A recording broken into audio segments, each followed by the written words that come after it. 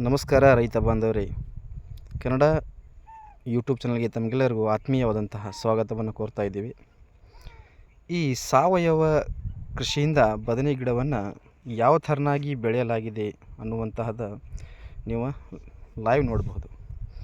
ಅದಕ್ಕಾಗಿ ಇದರದ ಒಂದು ಸಂಕ್ಷಿಪ್ತವಾದಂತಹ ಮಾಹಿತಿಯನ್ನು ಇಲ್ಲಿ ಬಸವರಾಜ್ ದ್ಯೂಟ್ಗಿ ಸರ್ ಅವರು ತಮಗೆ ಕೊಡ್ತಾರೆ.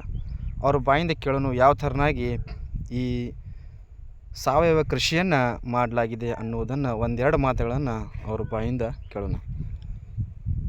ನಮಸ್ಕಾರ ರೈತ ಬಾಂಧವರೇ, ನನ್ನ ಹೆಸರು ಬಸವರಾಜ್ ಅಂತ, ಸಾವಳಗಿ ಗ್ರಾಮದವರು, ಎರಡನೇ ಕಂಪ್ನಿಯ ಪ್ರತಿನಿಧಿ ಮಾತಾಡೋದು. ಇಲ್ಲಿ ಒಬ್ಬ ರೈತರಿಗೆ ನಮ್ಮ ಕಂಪ್ನಿಯ ಸಾವಯವ ಔಷಧಿಗಳನ್ನು ಕೊಟ್ಟಿರ್ತೀವಿ.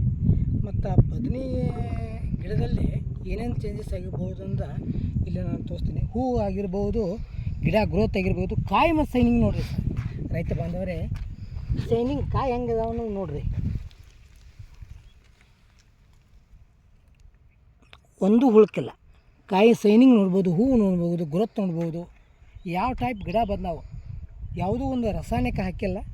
ರೈತ ಬಂದರೆ ನೋಡ್ಬೋದು, ಲೈವ್ ಆಗಿ ನೋಡ್ಬೋದು. ಬೇಕಾದರೆ ಸಾವಳಗಿ ಗ್ರಾಮದಲ್ಲಿ ಬಂದು ನೋಡ್ಬೋದು. ರೈತರದ್ದು ಪ್ಲಾಟ್ ಅದೇ, ಯಾರಿಗಾರು ಡೌಟ್ ಇದ್ದರೆ ಬಂದು ನೋಡ್ಬೋದು.